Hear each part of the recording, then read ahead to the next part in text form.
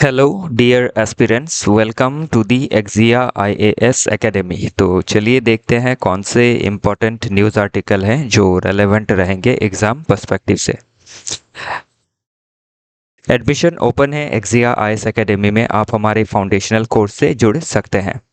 इस कोर्स में हम आपको कम्प्रिहेंसिव कवरेज प्रोवाइड करेंगे पूरे सिलेबस का। उसी मुताबिक कम्प्रिहेंसिव स्टडी मटेरियल दिया जाएगा। रेगुलर टेस्ट प्रोवाइड किया जाएगा बिफोर प्री एंड मेंस। जो गाइडेंस रहेगा वो एक्सपर्ट एंड एक्सपीरियंस फैकल्टी के द्वारा दिया जाएगा। वन ऑन वन मेंटोरिंग के तहत आपके जितने भी डाउट हैं उनको कैटर किए जाएंगे। प्लस आपको रिमेडियल क्लासेस की अगर ज़रूरत हुई तो वो भी प्रोवाइड कर दी जाएंगी। इन हाउस लाइब्रेरी फैसिलिटी भी अवेलेबल है, जिससे जुड़ के आप अपना प्रिपरेशन को और अच्छी तरीके से आगे बढ़ा सकते हैं। फर्दर चीज़ों को डिटेल में जानने के लिए आप कांटेक्ट कर सकते हैं हमारे ऑफिशियल कांटेक्ट नंबर 6002417488 नंबर पे। तो चलिए देखते हैं आज का पहला आर्टिकल। तो जापान के जो पीएम है उसमें बदलाव हुआ है और पहली जो महिला पीएम है वो चुनी गई है और सोशली कंजर्वेटिव पार्टी से चुनी गई है जो चाइना हॉक है। तो अभी ये पूरा मुद्दा क्या है हम इसमें देखने की कोशिश करेंगे। तो जो आपकी महिला लीडर है वो है साने टकैची, जापान की पहली महिला पीएम। और इनका जो पॉलिटिकल आइडेंटिटी है ऑलरेडी देखा कि सोशली कंजर्वेटिव है। तो इसमें कंजर्वेटिव में हम थोड़ा राइट विंग देख सकते हैं कि जो पुराने परंपरा है, जो रीति रिवाज है, उसको प्रोटेक्ट करना। तो इससे क्या दिक्कत आ सकती है वो हमें देखना होगा। और सोशली मतलब ऐसा गवर्नमेंट या फिर ऐसी पॉलिसीज लिया जाएगा इस गवर्नमेंट के द्वारा जिससे जो आपकी सोसाइटी में इनइक्वालिटी है, इनजस्टिस है, उसको कम करने की कोशिश की जाएगी। तो अभी जापान में देखा जाए तो जो गवर्नमेंट का स्पेंडिंग होगा वो बढ़ेगा। और चाइना हॉक से क्या मतलब है कि जो चाइना है उसके अगेंस्ट जो स्टांस रहेगा पीएम टकाची का, वो आपका काफ़ी स्ट्रांग रहने वाला है। और जो आपकी नई पीएम चुनी है वो अल्ट्रा नेशनलिस्ट है। तो अल्ट्रा नेशनलिस्ट होना मतलब क्या? देश को आगे रखना और देश की सिक्योरिटी को, देश का जो कल्चर है उसको आगे रखना। Ultra nationalist, okay. तो जो कंजर्वेटिव होते हैं वो अल्ट्रा नेशनलिस्ट भी होते हैं, तो ये मिलता जुलता टर्म है, ओके। कॉन्स्टिट्यूशनल रिफॉर्म के बारे में टाकाची जी ने कहा है कि जो आर्टिकल 9 है जापान का, वो आपका रिफॉर्म किया जाएगा या फिर अमेंड किया जाएगा। तो अभी आर्टिकल 9 क्या है? सेकेंड वर्ल्ड वार के बाद जापान ने अपने कॉन्स्टिट्यूशन में सुधार लाया और आर्टिकल 9 के तहत ये लिखा कि पोस्ट वार जापान क्या होगी? एक पेसिफिस्ट होगी। पेसिफिस्ट मतलब जो शांति का वाहक बनेगी और वार को रिनाउंस करेगी। तो पेसिफिस्ट बनना मतलब क्या? जो मिलिट्री पावर है वो भी लिमिटेड रहेगा। तो ऐसा क्यों हुआ? क्योंकि जापान के ऊपर यूएसए का दबाव था, यूएसए का प्रेशर था, क्योंकि जापान की वजह से जो सेकेंड वर्ल्ड वार था वो ज़्यादा खिंच गया था, ऐसा डिफरेंट जो क्रिटिक्स है उनका मानना है। तो इसीलिए जापान ने क्या किया? एक पेसिफिस्ट कॉन्स्टिट्यूशन को लिया। मतलब उनका जो मिलिट्री पावर है वो डिक्लाइन होने लगा, जो पास्ट में था 1945 से पहले वो डिक्लाइन होने लगा। लेकिन अभी क्या है, हाल ही में अगर देखें तो जापान घिरा हुआ है चाइना से, और चाइना का जो रवैया है आपका साउथ चाइना सी में हम देख सकते हैं कि काफ़ी असर्टिवनेस वो दिखा रहा है। तो इससे जापान का जो इंटरेस्ट है वो वायलेट होता है। दूसरा जो नॉर्थ कोरिया है वो भी काफ़ी अग्रेसिव है अगेंस्ट जापान। तो इसीलिए जापान अभी क्या कर रहा है, जो इनके अलाई है लाइक यूएसए, तो इसके ऊपर डिपेंडेंसी को घटाना चाह रहा है और अपनी जो फर्स्ट हैंड मिलिट्री कैपेबिलिटी है उसको बढ़ाने की कोशिश की जानी है अंडर टकाची। फॉरेन पॉलिसी में अगर देखें तो क्या रहेगा? हॉकिश पॉलिसी रहेगा अगेंस्ट चाइना, तो चाइना को काउंटर किया जाएगा। इकोनॉमिक पॉलिसी देखें तो फिस्कली अग्रेसिव होगा। तो फिस्कली अग्रेसिव होगा मतलब क्या? जो जैसे कि सोशलिस्ट रहेगा गवर्नमेंट, तो फिस्कली अग्रेसिव होने से क्या होगा? मैसिव पब्लिक स्पेंडिंग किया जाएगा, जैसे एजुकेशन में हो, हेल्थ में हो, एक्सेट्रा में, जिससे पब्लिक को सहूलियत मिल सके, सोसाइटी में इक्वालिटी, जस्टिस, फेयरनेस को और आगे बढ़ाया जा सके। सोशल स्टैंस अगर देखें तो जो टकची जी है, no doubt first female PM है, लेकिन वो फेमिनिस्ट नहीं है। तो उनका जो धारणा है वो, या ध्यान धारणा जो है वो है आपका कंजर्वेटिव आउटलुक है उनका। तो अगर कंजर्वेटिव आउटलुक है तो ऑब्वियसली जो आपकी जेंडर इनइक्वालिटी के अगेंस्ट जो आवाज़ उठ रही है जापान में, या फिर जो मूवमेंट्स होते हैं सोशल मूवमेंट, उनके अगेंस्ट जा सकता है जो नई पीएम है, उनकी जो पॉलिसीज है, या फिर जो सेम सेक्स मैरिज है, इनको अपोज किया जाएगा। और जैसे married couple separate surname use करना, तो ये इक्वालिटी को दर्शाता है इन मैट्रिमोनियल रिलेशन। तो उसमें भी क्या है, टाकाउची जी का जो आपका रवैया है वो इसके खिलाफ रहेगा। ओके, क्योंकि वो कंजर्वेटिव है, तो जो ट्रेडिशनल वैल्यूज है उनको एडहियर करेगी।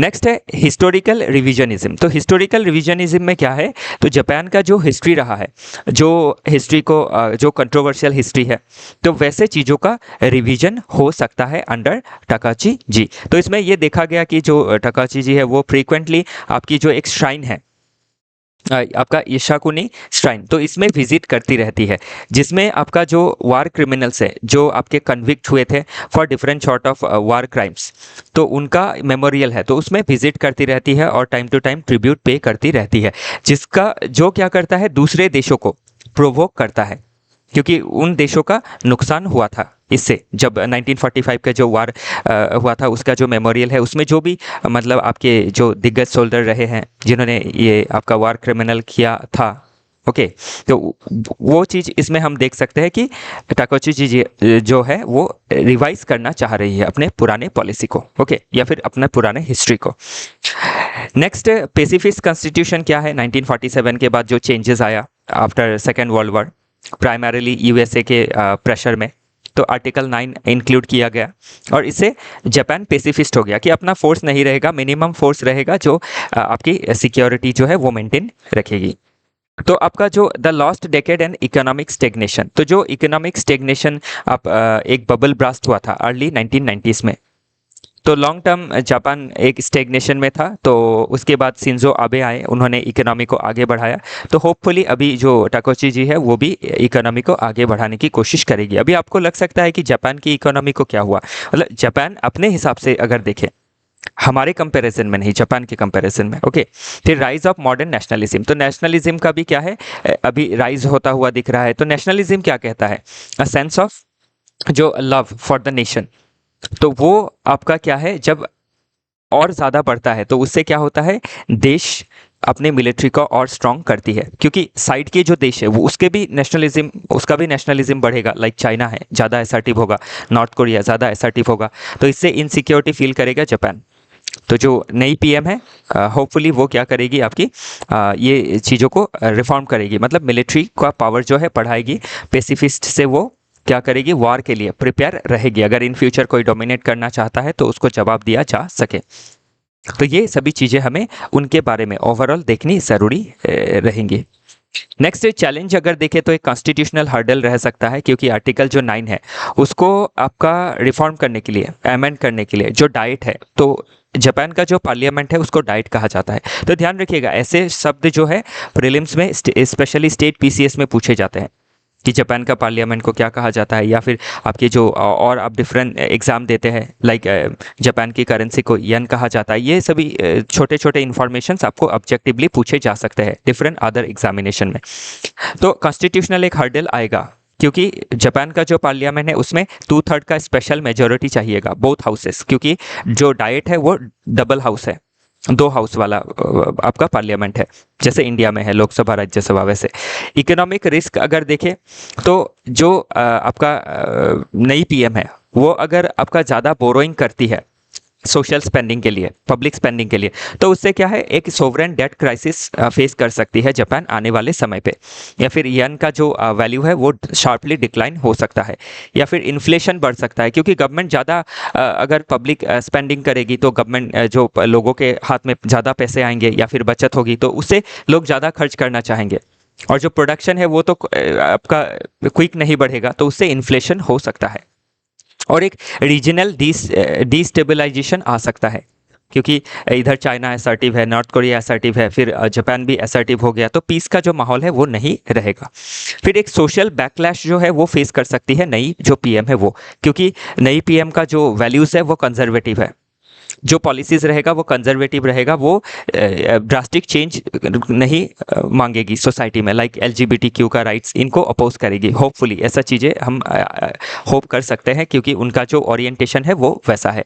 बाकी जो भी की टर्म्स है ऑलरेडी एक्सप्लेन किया है। चाइना हॉक क्या है, आर्टिकल 9 क्या है, पेसिफिस्ट क्या है, अल्ट्रा नेशनलिस्ट क्या है। ओके, नेक्स्ट वे फॉरवर्ड में अभी इंडिया के इस पर्सपेक्टिव से हमें ये देखना है, क्योंकि जापान के अंदर का जो चेंज है वो सीधा सीधा तो नहीं पूछेगा कि क्या चेंज हुआ।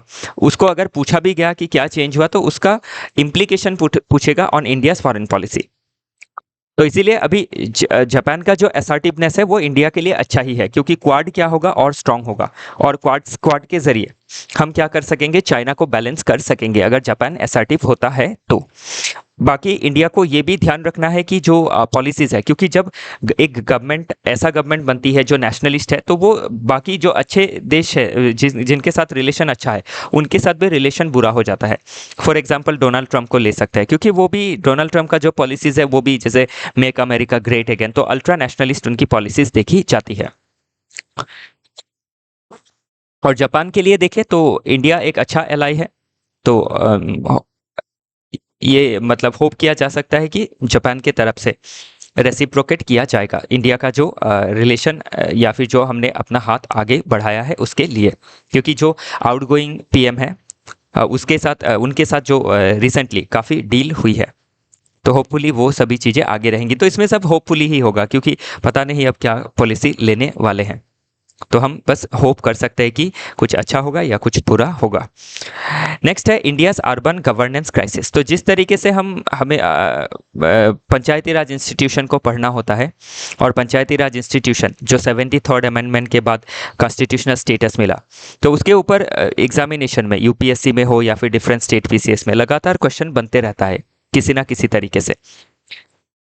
और अभी रिसेंट ट्रेंड ये देखा गया है कि जो हमारी अर्बन क्राइसिस है सिटी में स्पेशली, या फिर जो म्यूनिसिपैलिटी एरिया है, तो उसमें जो गवर्नेंस का क्राइसिस है वो आज के समय पे देखा गया है। अंडर डेवलपमेंट रहना, कंजेशन ज़्यादा होना, सॉलिड लिक्विड वेस्ट मैनेजमेंट ना होना, अर्बन फ्लड होना, तो उसके वजह से क्या है, अर्बन गवर्नेंस के ऊपर क्वेश्चन आने वाले समय पे बनेगा। इस बार एपीएससी में देखा गया कि डिफरेंट सॉर्ट ऑफ क्वेश्चंस बने हैं, डायरेक्टली और इनडायरेक्टली। ओके, तो उस हिसाब से अगर हम थोड़ा इसका मेन आर्ग्यूमेंट देखें तो क्या आर्ग्यूमेंट इस आर्टिकल में दिया गया है कि 30 ईयर्स हो गए हैं 74th कॉन्स्टिट्यूशनल अमेंडमेंट एक्ट को, जिसने अर्बन लोकल बॉडी को कॉन्स्टिट्यूशनली रिकॉग्नाइज किया है, और 12th शेड्यूल के तहत पावर डिवोल्यूशन के बारे में भी कहा है। लेकिन कॉन्स्टिट्यूशन के 74th कॉन्स्टिट्यूशनल अमेंडमेंट एक्ट 74 के तहत सभी चीज़ें ऑटोमेटिकली नहीं होती है। इसके लिए स्टेट गवर्नमेंट को जो म्युनिसिपल एक्ट है डिफरेंट स्टेट गवर्नमेंट का, उसमें चेंजेस लाना ज़रूरी है। उसके ज़रिए ये जो 74th कॉन्स्टिट्यूशनल अमेंडमेंट है उसको इम्प्लीमेंट किया जाना है। लेकिन अभी अगर स्टेट में आपकी पॉलिटिकल विल अगर नहीं रही तो क्राइसिस कहाँ आएगा, अर्बन गवर्नेंस में। तो जो हमारे देश की अर्बन लोकल बॉडीज़ है वो लार्जली इनइफेक्टिव है, डिसएम्पावर्ड है, क्योंकि उनको आपका जो 3F होता है ना, फंड, फंक्शन एंड फंक्शनरी, वो नहीं मिला है प्रॉपर तरीके से। तो इसीलिए क्या है, अर्बन गवर्नेंस का क्राइसिस हम देख सकते हैं। तो फेलियर ऑफ डेवोल्यूशन, तो क्या कि किस चीज़ का डेवोल्यूशन, पावर का। तो जैसे हम देखते हैं ना 7th शेड्यूल में कि 3 लिस्ट में पावर डिवीजन है, तो उसी में से अभी क्या करना है, स्टेट को अपना जो पावर मिला है उसमें से डिवोल्यूशन करके आपके अंडर 12th शेड्यूल स्टेट को देना है वो पावर। लेकिन वो पावर पूरी तरीके से नहीं दी गई है, सिर्फ 4 सब्जेक्ट को दिया गया है पूरी तरीके से, और बाकी जो सब्जेक्ट दी गई है उसमें आपका स्टेट गवर्नमेंट का काफ़ी ज़्यादा इंटरफेरेंस रहता है। तो वही चीज़ इसमें मेंशन किया गया है कि लैक ऑफ ऑटोनॉमी, फंक्शनरी नहीं है। जो पर्सनल का रिक्वायरमेंट है, जो एम्प्लॉयज चाहिए अर्बन लोकल बॉडीज में, रिक्वायर्ड जो नंबर ऑफ एम्प्लॉय है वो नहीं है। इसमें एक एग्जांपल भी दिया गया है कि शिमला म्युनिसिपल कॉरपोरेशन में लगभग 720 आपके जो पोस्ट है उसको फिल करना है, लेकिन सिर्फ 20 न्यू पोस्ट को ही फिल किया गया है। फाइनेंशियल वीकनेस अगर देखें तो अर्बन लोकल बॉडी के पास जो टैक्सिंग पावर है, टैक्स कलेक्शन का पावर है, वो प्रॉपर्टी टैक्स जो है और 2-4 तरह के जो मार्केट टैक्स है ये सभी कलेक्ट कर सकते हैं, पार्किंग टैक्स है। उसके अलावा इनके पास बेटर टैक्सिंग अपॉर्चुनिटीज नहीं है, जिसके वजह से फाइनेंशियल पावर कम है। और जब फाइनेंशियल पावर कम है तो डिसीजन कैसे लिया जाएगा। फिर जो स्टेट फाइनेंस कमीशन को बनाना है under 73rd and 74th constitutional amendment act, तो ये बहुत सारे स्टेट में नॉन फंक्शनल है, कहीं बना है कहीं नहीं बना है। तो स्टेट फाइनेंस कमीशन का काम क्या है, जैसे हम आपके नेशनल लेवल में जो फाइनेंस कमीशन है उसका काम देखते हैं कि सेंटर का जो कमाई है वो स्टेट को कितना जाना है, वो जो फॉर्मूला है वो बताता है by finance commission of India. State level में वही काम, स्टेट का जो टोटल कलेक्शन है रेवेन्यू का, उसमें से कितना पैसा जाएगा अर्बन लोकल बॉडीज को, वो डिसाइड करता है स्टेट फाइनेंस कमीशन। लेकिन इसका जो फंक्शन है वो काफ़ी आपका इनएक्टिव है। तो जो रेवेन्यू एक्सपेंडिचर का गैप है, तो 100 रुपये अगर खर्चे करती है अर्बन लोकल बॉडी, तो उसमें सिर्फ 42 जो परसेंट है, मतलब 42% जो पैसे है वही मेंटेन हो पाता है। इतना ज़्यादा गैप है अर्निंग में और एक्सपेंडिचर में। और इंस्टीट्यूशनल डीके देखा गया है। तो बहुत सारे अभी जो कैग है, कंट्रोलर एंड ऑडिटर जनरल, जो हाईएस्ट ऑडिटिंग बॉडी है, उन्होंने अर्बन लोकल बॉडीज़ को ऑडिट किया, लगभग 2600 बॉडी को। उसमें देखा गया कि 1600 जो बॉडी है वो आपकी इलेक्टेड ही नहीं है, जो काउंसिल है।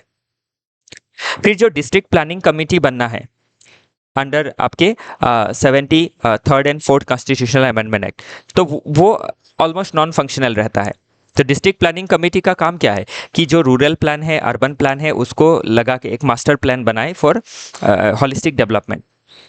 तो उसमें लैगिंग देखी जाती है, इंक्लूडिंग जो मेट्रोपॉलिटन प्लानिंग कमेटी है। तो मेट्रोपॉलिटन प्लानिंग कमेटी कहाँ होती है, जहाँ पॉपुलेशन 10 लाख से ज़्यादा होता है। तो अभी इसमें अगर थोड़ा हिस्ट्री देखें कि किस तरीके से अर्बन लोकल बॉडीज़ का सर्ज हुआ, तो प्री इंडिपेंडेंस एरा में अगर देखें तो पहला म्युनिसिपल कॉरपोरेशन बना था मद्रास म्युनिसिपल कॉरपोरेशन। ध्यान रखिएगा, ये पूछा जा सकता है कि पहला म्युनिसिपल कॉरपोरेशन कौन सा था। देन पोस्ट इंडिपेंडेंस में देखें तो बलवंत राय मेहता कमेटी आया आपके लोकल सेल्फ गवर्नमेंट के लिए, स्पेशली पंचायत के लिए। लेकिन अर्बन गवर्नमेंट के लिए ऐसा कोई कमेटी नहीं बना। इसीलिए 1990 के बाद रिफॉर्म आया, 73rd के साथ 74th कॉन्स्टिट्यूशनल अमेंडमेंट एक्ट लाके आपका अर्बन लोकल बॉडी को कॉन्स्टिट्यूशनल स्टेटस दिया गया। जो म्युनिसिपैलिटी है उसको कॉन्स्टिट्यूशनल स्टेटस मिला। और एक आपका शेड्यूल ऐड किया गया, 12th शेड्यूल। 11th शेड्यूल दिया पंचायत को, 12th शेड्यूल दिया नगर पालिका को। और उसमें टोटल 18 सब्जेक्ट दिया, पंचायत को 29 सब्जेक्ट और अर्बन लोकल बॉडी को 18 सब्जेक्ट। इस 18 में भी अभी हमने देखा कि सिर्फ 4 सब्जेक्ट को ही कंप्लीटली आपके अर्बन लोकल बॉडी को दिया गया है। और प्रेजेंटली जो आपका कैग का ऑडिट है, उस ऑडिट में भी ये सभी चीज़ें निकल के आई है कि जो अर्बन लोकल बॉडी है उसका कैपेबिलिटी काफ़ी कम है। इवन जो डिफरेंट तरह के स्कीम है, लाइक अमरूद है, स्मार्ट सिटी मिशन है, इसमें भी आपकी क्या है, जो स्कीम है इसको स्टेट बाईपास कर देती है। स्टेट खुद इसका दायित्व ले लेती है कि गुवाहाटी में अभी जैसे कोई डेवलप करना है, दिल्ली डेवलप करना है, तो वो जो वहाँ पे जो आपकी फेडरल गवर्नमेंट होगी, मतलब स्टेट गवर्नमेंट जो होगी वो ही दायित्व लेती है। और जो आपका अर्बन लोकल बॉडी है वो सब्सिडियरी रोल प्ले करता है, मतलब साइड रोल प्ले करता है। तो इसीलिए अभी करना क्या है, चैलेंज क्या है, फंक्शंस, फंड और फंक्शनरी का प्रॉब्लम है, तो इसको दूर करना है। तो जो डेवोल्यूशन है पूरी तरीके से नहीं हुआ है उसको करना है। स्टेट ज़्यादा इंटरफेयर करती है अर्बन लोकल बॉडीज़ में, उसको मिनिमाइज करना है। फाइनेंसेस को, लिमिटेड रेवेन्यू पावर है उसको बढ़ाना है। ज़्यादा डिपेंड रहती है urban local body on grant, state grant, central grant, तो उसको ख़त्म करना है। और ग्रांट आना है ठीक है, लेकिन ज़्यादा डिपेंडेंसी नहीं बनानी है। जो स्टेट फाइनेंस कमीशन है वो उसका रोल काफ़ी वीक है, उसको और स्ट्रॉन्ग बनाना है, like finance commission of India. और फंक्शन में क्या है, जो लैक ऑफ कैडर्स है उसको डेवलप करना है। जैसे अभी आसाम में देखें तो आपका आसाम अर्बन एडमिनिस्ट्रेटिव सर्विस में स्पेशलाइज कैडर बनाया गया है, तो वो वैसे कैडर्स को बनाना ज़रूरी है। स्टाफ का शॉर्टेज देखा जाता है तो उसको डेवलप करना ज़रूरी है। बाकी जो की टर्मिनोलॉजीज है उनको ऑलरेडी एक्सप्लेन किया है, तो इसको एक बार आप देख लीजिएगा। बाकी स्टेट इलेक्शन कमीशन कौन से आर्टिकल में बनता है, डिस्ट्रिक्ट प्लानिंग कमेटी कौन से आर्टिकल में बनती है, इसको थोड़ा रिवाइज कीजिएगा। ओके, कभी प्रीलिम्स में कोई 1-2 लाइनर क्वेश्चन बन सकता है। तो इसमें जो आर्टिकल है इसमें दिखाया कि किस तरीके से अर्बन प्लानिंग का जो प्रॉब्लम है। तो पहले आपका इसमें डिडक्टिव रीजनिंग यूज़ किया गया। पहले प्रॉब्लम दिखाया, प्रॉब्लम के जो जड़ है उसको दिखाए गए, फिर कैसे ठीक करना है उसको दिखाया गया है। ओके, आइए शुरू। नेक्स्ट देखते हैं। तो डायमेंशन में क्या है, आपके सोशल, पॉलिटिकल, लीगल, इस डायमेंशन में हम लिख सकते हैं। तो सोशल डायमेंशन में ज़रूरी क्या है कि पोर अर्बन गवर्नेंस की वजह से क्वालिटी ऑफ लाइफ खराब है, तो इसको ठीक करना ज़रूरी है। जैसे यानी इनएडिक्वेट सैनिटेशन है, वाटर लॉगिंग का प्रॉब्लम है, ट्रैफिक कंजेशन है, जो ऑलरेडी हमने देखा। पॉलिटिकली देखें तो जो स्टेट गवर्नमेंट है उनका डेमोक्रेटिक डिसेंट्रलाइजेशन में वो फेल रहे हैं। लीगली देखें तो कॉन्स्टिट्यूशनल अमेंडमेंट को पूरी तरीके से अप्लाई नहीं किया गया है। एथिकली देखें तो स्टेट गवर्नमेंट का ये कॉन्स्टिट्यूशनल दायित्व है कि कॉन्स्टिट्यूशनल प्रिंसिपल को एडहियर करना, कि जो पावर देने को लिखा गया है वो देना। इंटरनेशनली देखें तो डिफरेंट जो सिटीज़ है, लाइक आपके जापान को देखें, अगर आप फ्रांस को देखें तो वहाँ की सिटीज़ कितनी अच्छी है, तो वो हम बेस्ट प्रैक्टिसेस को ले सकते हैं। और जब अर्बन सेंटर्स क्या है, हार्ट ऑफ द इकोनॉमी है ऑफ अ पर्टिकुलर रीजन, तो इसीलिए इकोनॉमी का ग्रोथ के लिए, डेवलपमेंट के लिए अर्बन सेंटर्स का बेटर होना काफ़ी ज़रूरी है। तो करना क्या है, वे फॉरवर्ड में वही चीज़ों को दोहराना है, फिर जेन्युइन ऑटोनॉमी देनी है, 18 के 18 फंक्शंस देने हैं, स्ट्रेंथन करना है डेमोक्रेटिक प्रोसेस को, देन मैंडेट करना है फंक्शनल प्लानिंग बॉडीज़ को, जो बॉडीज़ है उसको फंक्शनल बनाना है, जैसे डिस्ट्रिक्ट प्लानिंग कमेटी जो नॉन फंक्शनल रहती है या हाफ हार्टेडली चीज़ों को इम्प्लीमेंट करती है। जो फिजिकल हेल्थ है अर्बन लोकल बॉडीज़ का, उसको स्ट्रेंथन करना है, और जो कैपेसिटी है अर्बन लोकल बॉडीज़ का, उसको बिल्ड करना है बाय गिविंग देम स्टाफ और टेक्निकल कैपेबिलिटीज़। तो ध्यान रखिएगा, यही सभी चीज़ें हम किस में मेंशन कर सकते हैं, पंचायत में मेंशन कर सकते हैं। मतलब जो टेम्पलेट्स है वो सेम रहेगा, बाकी थोड़ी डेटास आपको चाहिएगी, वो आपको लेना ज़रूरी होगा कि कैग ने क्या कहा है रिगार्डिंग पंचायत, वो सभी चीज़ें देखनी ज़रूरी रहेंगी। इसी के साथ आज का जो डिस्कशन है वो समाप्त होता है। कल फिर मिलेंगे डिफरेंट आर्टिकल के साथ। आज के लिए इतना ही। हमारे साथ जुड़े रहने के लिए आप सभी का बहुत बहुत धन्यवाद।